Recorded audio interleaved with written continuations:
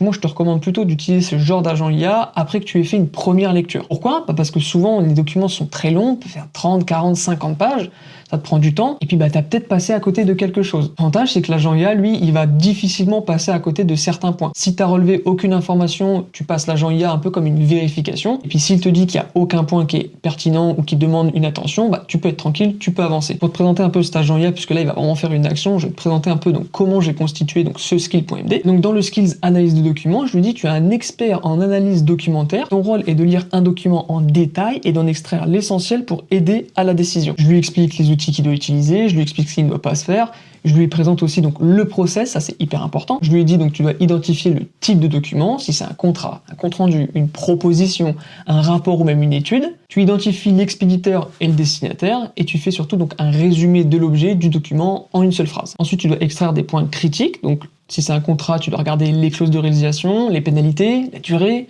les renouvellements, ou même des obligations. Si c'est une proposition commerciale, tu dois vérifier les montants, les délais, les conditions de paiement. Toutes ces choses-là sont vraiment des points hyper importants à surveiller. Une fois qu'il a fait tout ça, donc il doit m'identifier s'il y a des risques ou des zones de flou. Il doit me signaler s'il y a des points ambigus ou des formules qui sont mal faites. Il doit m'identifier les risques pour un business. Parce que un mauvais contrat signé, ça peut avoir de grosses répercussions derrière. Et surtout, donc il doit me noter les éléments qui nécessitent une vérification. Une fois qu'il a fait tout ça, il devra donc me faire une synthèse